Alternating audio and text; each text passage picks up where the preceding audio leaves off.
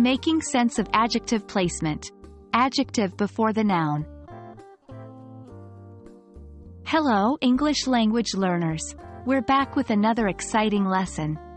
Today, we're diving deep into adjective plus noun collocations, specifically focusing on the topic of adjective before the noun.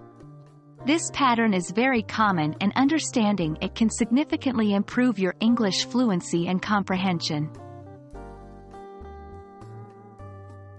Before we get into the nitty-gritty, let's clarify what an adjective plus noun collocation is. Simply put, collocation is the way in which some words tend to occur together more often than would be expected by chance. When we talk about adjective plus noun collocation, we refer to the pairing of an adjective and a noun that often go together, forming a unit of meaning that is greater than the sum of its parts. For example, consider the pair, heavy rain. Here, heavy is an adjective describing the noun, rain. The phrase, heavy rain, is a common collocation in English, and it has a specific meaning that is more than just a lot of rain. Now, let's talk about the placement of adjectives in these collocations. In English, the most common placement for an adjective is before the noun it modifies. This is called the attributive position. You'll see this pattern in phrases like red apple, large city, happy dog, and many others. What's important to note is that the adjective in this position directly modifies and describes the noun that follows. So when you say red apple, you're describing the apple as being red.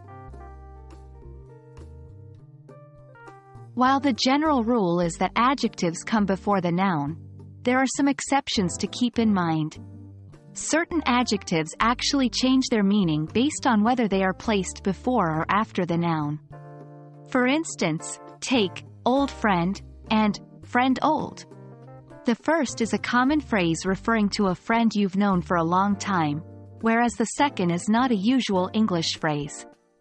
So, as you practice your adjective plus noun collocations, remember that the majority of adjectives will come before the noun, but there may be a few exceptions you'll learn along the way. And that wraps up our lesson on adjective before the noun and adjective plus noun collocations. It's a fundamental part of English grammar that can really help improve your fluency when mastered. Practice identifying these patterns in your reading and listening, and try to use them in your speaking and writing. Remember, learning English is a journey, so take it one step at a time and enjoy the process. Happy learning, and see you in our next lesson.